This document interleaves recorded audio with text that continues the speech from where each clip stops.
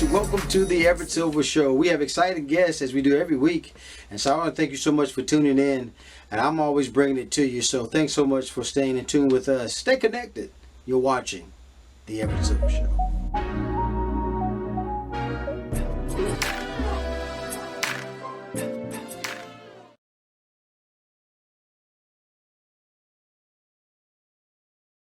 Hello, Everett. Hi, Everett. Eric, Chandi, thank you guys so much for being with us today. Thanks for having us, Doc. So nice to be here. I love it. I got to tell you guys, you better go ahead and grab those hard hats and fasten those two belts. The Looney Tune construction crew is kind of heading to town, and so Bugs Bunny Builders, we got to talk about it. I guess, Eric, I'll start with you because, man, you're a veteran at some of these voices, Bugs, Daphne, Tweety. So let's talk about this new exciting show. What's up, Everett? Well, thanks for saying that, Doc. I bet you'd say that to all your favorite rabbits. Well, this is an amazing show because, I can't say that I'm a true veteran. I'd have to say that that honor is definitely the Mel Blanc category. He's the guy that created the personalities behind these voices, and I owe it all to him. And to people like some of our coworkers, like Jeff Bergman and Bob Bergen. These guys kept these characters alive long enough for me to join the table. And now we're here at Bugs Bunny Builders. It's gone all the way around. It started out for kind of just like an older audience, and then now it's back to preschool to introduce it to these kids. I'll be watching it with my son, that's for sure.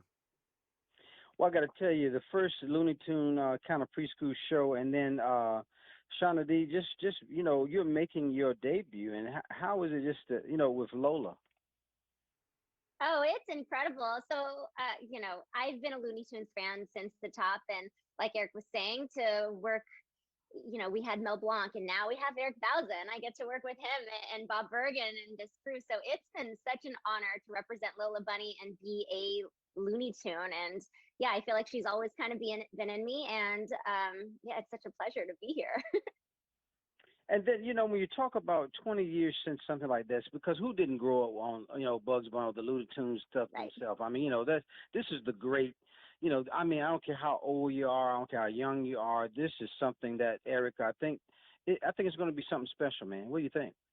Yeah, because it blends the old school and who these characters are, but made Right. for today's audience and definitely made with education in mind.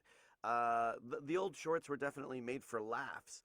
But this is definitely targeted towards kids, helping them develop and coming to their own feelings and in their own thoughts, and that it's okay to make mistakes sometimes, and to be mad or to be sad or to be scared. But again, as Chandani has been saying in some of our interviews, if you could imagine it, you could build it, and anything can be fixed. Especially if you have Daffy Duck with a hammer. That sounds safe, doesn't it? And then, Shannon, you talking about, just getting a little bit into the show itself. I think Bugs and Lola kind of managing the team there, right? Right, exactly. So yeah, Bugs Bunny Builders takes the modern learning framework for preschoolers, and it cultivates all the essential kids skills. So we learn everything from self-expression, creativity, collaboration, and teamwork.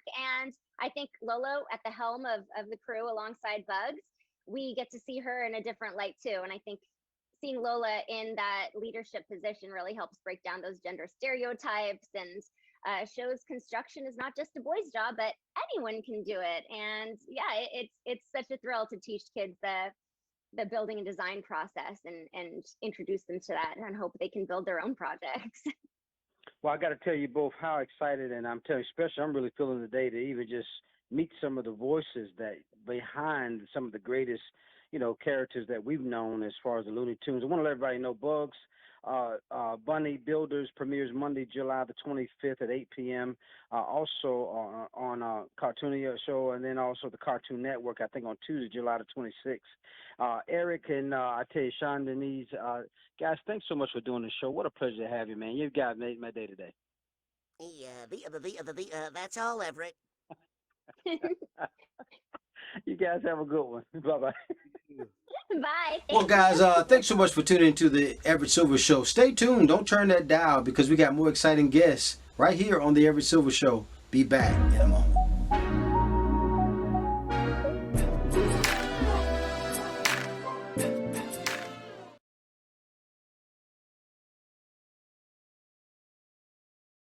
Hi, Everett. Forrest, what a pleasure having you show, man. I got to tell you, if you heard of Star Trek like Trekkies, man, I'm a Sharky. Oh, I love it. That's good to hear. You're my kind of people. I love that, Everett. Man, I got it. And I mean that from man. I love to see the adventurous stuff. Well, folks, I'm celebrating 34 years of Wondrous Shark programming on Discovery Channel, also Discovery Plus. What a wonderful, just to be able to speak to the international wildlife conservationist, also biologist. Forrest Galante is here with us, head of Shark Week Special, I think, Island of Walking Sharks. And I got to just tell you, starting with that, Forrest, man, it's got to be the adrenaline flowing just to see the experience. Talk about the beginning of the show. It's amazing, man. Hide your kids because sharks are walking out of water. No, I'm totally kidding, Everett. So in Papua New Guinea, in this incredible remote and isolated nation that is criminally understudied, there are 3 known species of walking cat shark, otherwise known as epaulet sharks. And what that means is these small 2-foot-long, beautiful creatures have evolved the ability to use their fins, their pectoral and pelvic fins, to crawl along the ocean floor, sort of like a salamander instead of swim. And what was rumored is that in Papua New Guinea, these 3 known species may actually leave the ocean and come onto land into tide pools to hunt for small fish and crustaceans. And so with this little bit of information, my team and I head to Papua New Guinea to track down all 3 species, conduct never before done research, and see if we can document and film this unique behavior for the first time in history. And I won't give any spoilers, but I will say that you're not going to want to miss it. Well, I will tell you, man, you've been exposed to doing some history-making findings all your career, man. How do you just get inspired to do it like that? At the end of the day, Everett, I am just super passionate about wildlife and conservation, and I don't really care what the medium or what the method or how uncomfortable, bug bites, heat stroke, you name it. It doesn't really matter to me as long as I have a method to communicate caring for our planet and its creatures. And so I'm very fortunate to have been, with Discovery and Animal Planet as long as I have and be able to communicate that message and inspire people to care about wildlife conservation all around the planet. Doesn't matter if it's bugs, sharks, crocs, fish, snakes, mammals. I love it all. Sharks are one of my favorites, of course, hence the shirt, hence the Shark Week. And I just love that I'm able to share my work and those discoveries with the world. Well, I got to tell you, man, do you ever get the adrenaline is flowing? I mean, you're finding certain things, you're inspired and educating people at the same time about this, the animals through, what you're doing. Do you ever just say, man, have you seen something that even shocked you even more? I know talk about those sharks walking. Yeah, I mean, I've seen all kinds of shocking things, from holding animals that have been deemed extinct to getting shark bites and more. But at the end of the day, all of those things are worth it. When I see the messages that I get through social media of kids going, I changed my major to be a biologist, I'm now a conservation scientist, I'm volunteering in a zoo, whatever it happens to be, when you see that the work that we're doing, as shocking as it may be, or as difficult as it may be at times, inspires people, that just makes it all worth it. And then, Forrest, you get an opportunity to travel to some of the most awe-inspiring beaches, but talk about any shocking predators that you've seen. I know we're hearing more shock, evidence around some of these nice beaches. What are you finding? I don't think that there is an increase in shark attacks so much as there is an increase in the frequency and coincidence that these animals happen to be coming into conflict with human beings. And so It's the summertime, Everett. It's hot out, right? It's hot out right now. I might go to the beach this afternoon. And when people are thinking that way, and you have millions of people going into the ocean on a daily basis, you're more likely to have human-wildlife encounters. And so anytime we as terrestrial organisms enter into the ocean, we have to sign a mental waiver that says, hey, I'm leaving the territory in which I am the alpha organism and entering into the shark's domain, and anything can happen. And so that's just part of going into the ocean, is realizing that. Now, there are things we can do to avoid or minimize the likelihood of an encounter, but at the end of the day, you never know what's going to happen in the ocean. And then, Forrest, that's what I love about this show, man. I mean, it aims to inspire as well as educate people about some of the animal behavior. There's so much great work that you're doing and bringing to any last minute things you want to say, because I want everybody to know, as I will be sitting in my recliner, man, doing Shark Week, nobody bothers me, man.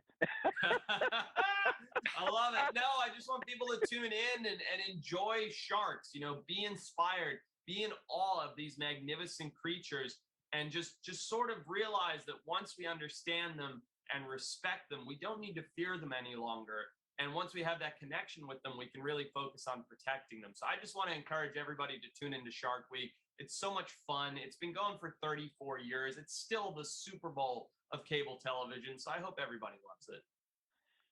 Forrest Galante, Island of Walking Sharks. It's going to be airing, I believe, July the 27th. We know Shark Week, though, starts July the 24th, 8 p.m. on Discovery Channel. What a privilege for us for doing the show, man. It's a pleasure, man. Thanks for having me.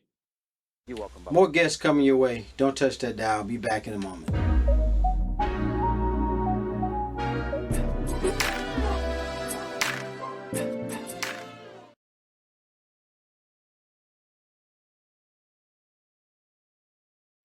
Hi, Everett. Hello. Marcy, Joshua, thank you so much for doing the show. What a pleasure to have you, especially on such things that you've done to create such a great thing for what we call story booth creators. I have Marcy K, and also I have Joshua Sino is here with us talking about their new book, Story Booth, and I'm talking about true stories, real stories that teens are sharing and their experiences.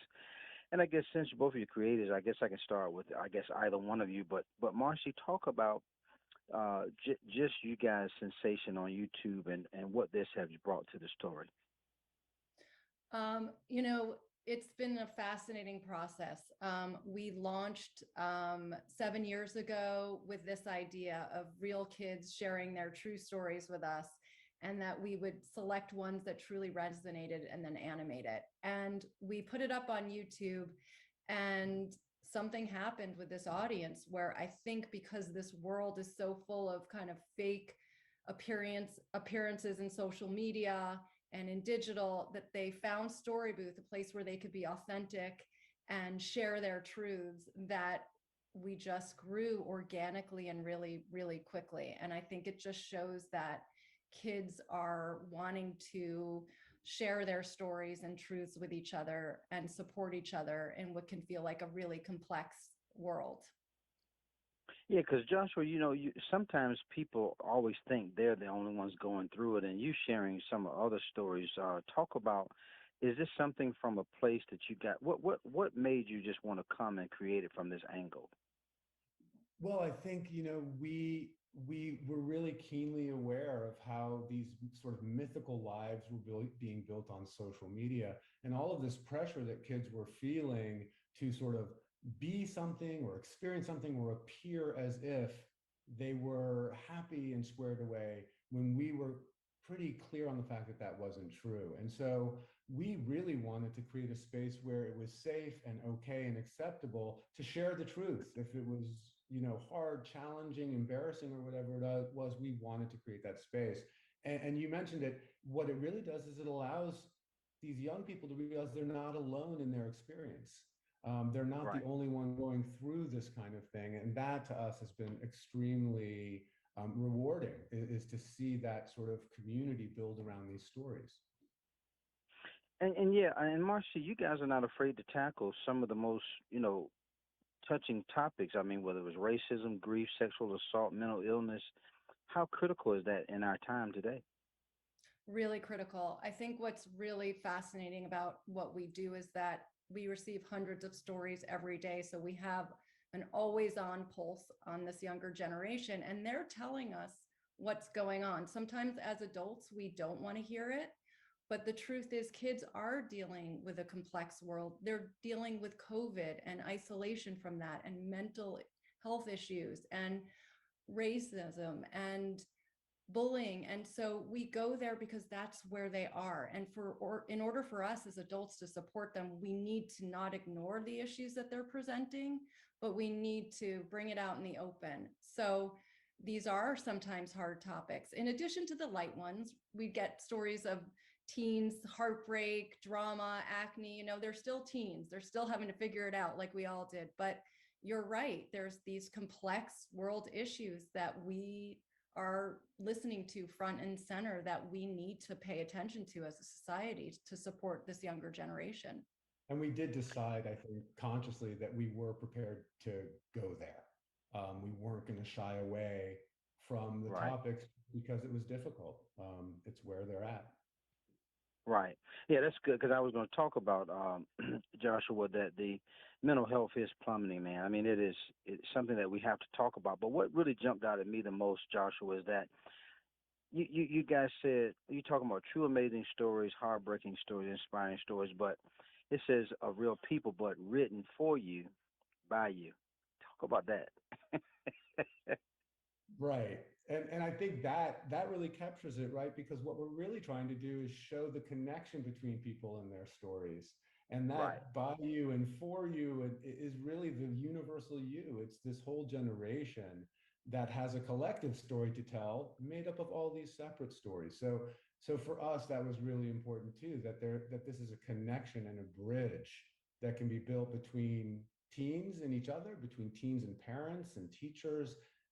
That's, to us, that's really important. Well, you guys have the experience. You've been dealing with this 25 years of, specifically focusing on kids and teens. And so just kudos to you guys. I want to let everybody know the anthology book, Story Booth, is really available, I believe, today. And it can be sold wherever books are sold. You can go get it. And then I give you both, Marcy and Joshua, an opportunity just to say, what you want to say to close us out, because it's a pleasure to have you. Thank you so much. I mean, I think what we would say just to close us out is, this is Story Booth and going to see the videos and grabbing the book when you can get it and holding on to it and looking through it, we really think is beneficial. So it's not just great entertainment, which I think it is too. It's really something that I think can change people's lives and perspectives. That's what we'd love to do.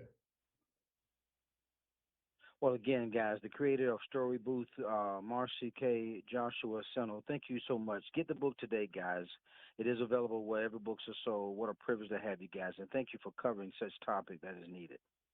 Thank you so much for having us. Thank you. It was such a pleasure. All right, bye-bye. More guests coming your way. Don't touch that dial. I'll be back in a moment.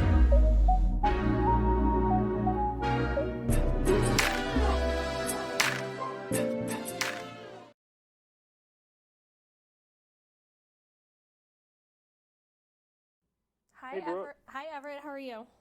Doing great. Thanks so much for doing the show. Pleasure to have you. My pleasure.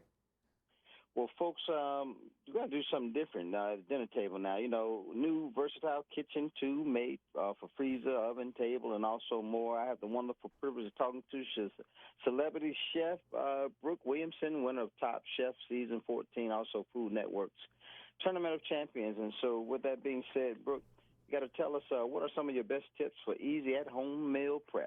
Yeah, absolutely. Thank you. So today I've partnered with Ziploc to showcase their new line of silicone pouches and containers called Endurables. And these pouches and containers are designed to go from a sub-zero freezer all the way into a oven up to 425 degrees. So you can cook in them, you can store in them. They're very versatile. They're really a kitchen game changer. And then, Brooke, tell us about the recipe you created and some of your favorite ways to use product in the kitchen. Yeah, I mean, there's so many different ways to use these pouches and containers, but my favorite way, honestly, is the most fascinating to me, that you can stick them directly into a hot oven. So today I'm doing a baked cod dish. Really clean, beautiful, summery flavors here. I've got some cod and some frozen gnocchi in this container with some olive oil and garlic. It gets baked directly in the bag, in the pouch, and then goes directly to the plate. And then it gets a sauce of fresh cherry tomatoes that I've mixed with some chili and some more garlic and olive oil and some fresh herbs. And then that gets drizzled over the top, and then some fresh basil and some pine nuts. Lots of texture, lots of color. Great way to enjoy a clean, beautiful white fish. And then the pouch and the containers go directly into the dishwasher. So you're also eliminating all of that messy dish cleanup at the end of the day. And then, Brooke, any advice for at-home chefs who feel overwhelmed at the thought of cooking? Yeah, I mean, I get it. I'm a working parent. Not everybody loves being in the kitchen at the end of a long day. The kitchen, it shouldn't be adding stress to your day, right? It should be doing the opposite. So, it should be a place that you enjoy. My tip is to cook the ingredients and the foods that you're craving, that you want to eat.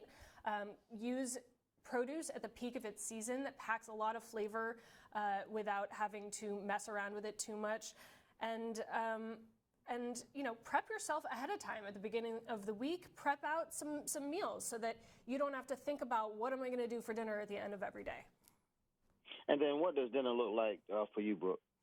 Dinner for me looks different every night. I am a working parent. I have a 14-year-old son, and what he wants to eat isn't necessarily what I want to eat. So this is kind of also a great way to cut some corners at home and be ready for the evening. You can prep food for one person or an entire family, mix things up and cook a couple of proteins, serve them a couple of different ways throughout the week. It's been so fun to play around with these. And then, Brooke, how do you cook, I guess, at home versus in the kitchen, and what's different and what's the same? Oh, totally different. At work, I'm cooking. I'm not cutting corners at work. At home, I'm doing just the opposite. I'm trying to make my evening as easy as possible. So, cooking at home looks very different. And the fact that I can make a soup or a stew or a sauce and put individual portions in the freezer and go straight to the microwave or straight to the oven and then straight to a plate, or maybe not even just eat it straight out of here. It really sort of makes the day so much easier. Brooke, thanks for giving me the encouragement to go in the kitchen and do something. There you go. But also, lastly, how can our viewers go, where can we go for further information? Absolutely. So you can go to ziploc.com to find out all the information you need to know about these endurables. And then they're also available for purchase right now online and in major retail outlets such as Amazon and Kroger and Target and Walmart. So go out and get some of these and play around with them. I promise you won't regret it. Well, I tell you what, Brooke, you've carved out some impressive food and dishes. I'm so hungry right now, I don't know what to do.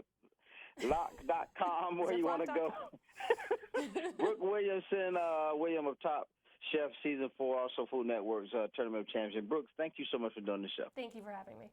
You're welcome. More guests coming your way. Don't touch that dial. Be back in a moment.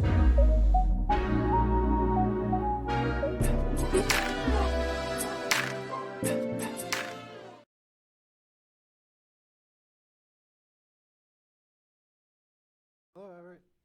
Hi, Everett. Well, Doctor, I tell you, thank you, Dr. Nate, and also Haley. Thank you guys for doing the show today. Well, folks, my special guest is with us.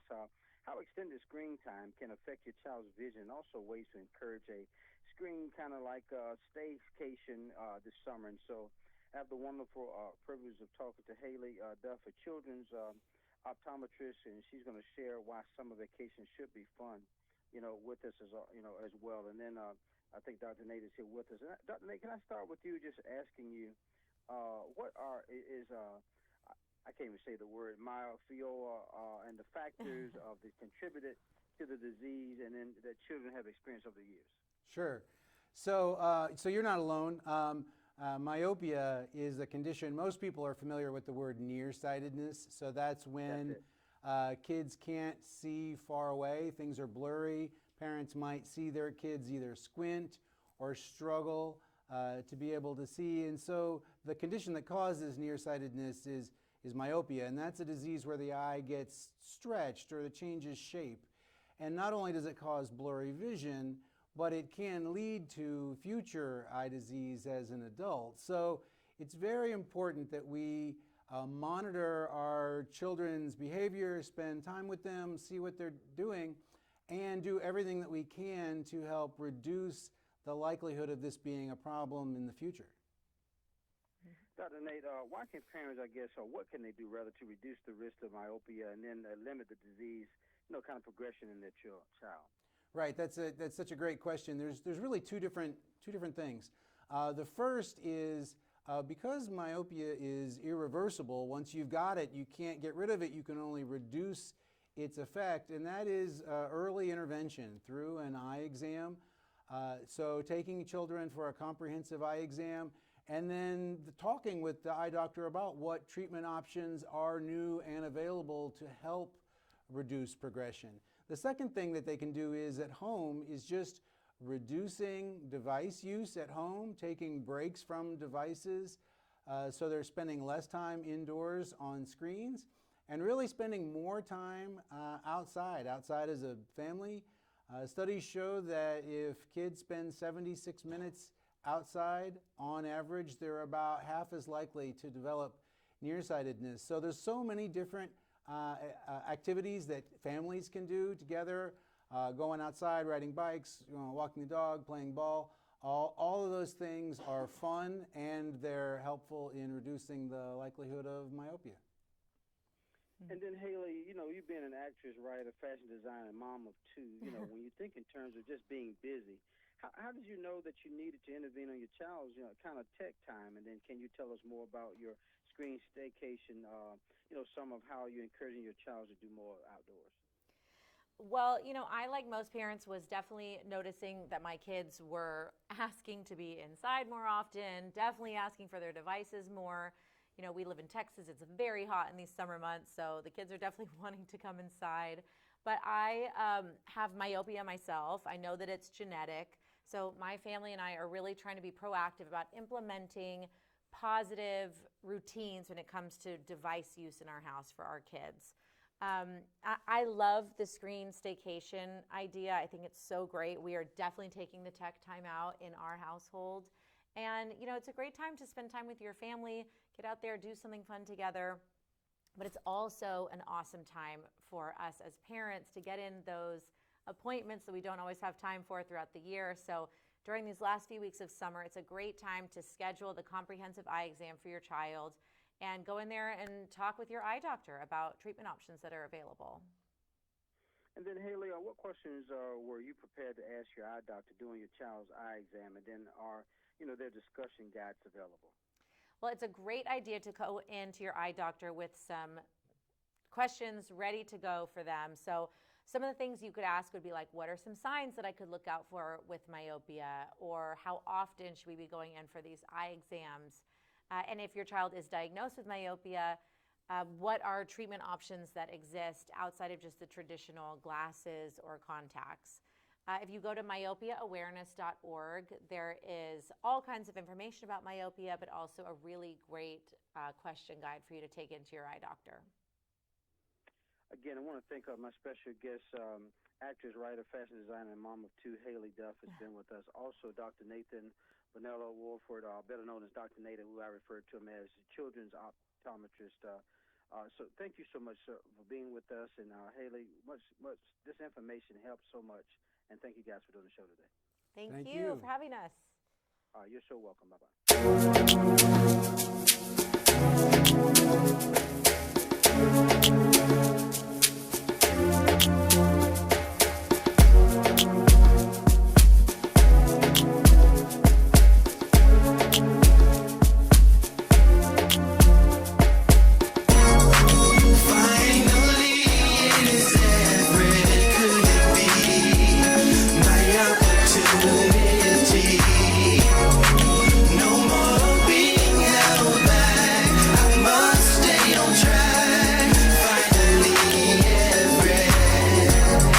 Seems like forever is coming. I can't believe it's happening to me. Wanting to sing it a song all along. I know it's in me. Finally, it is Everett. Could it be my opportunity? No more being held back. I must stay on track. Finally, Everett. I sat back and watched every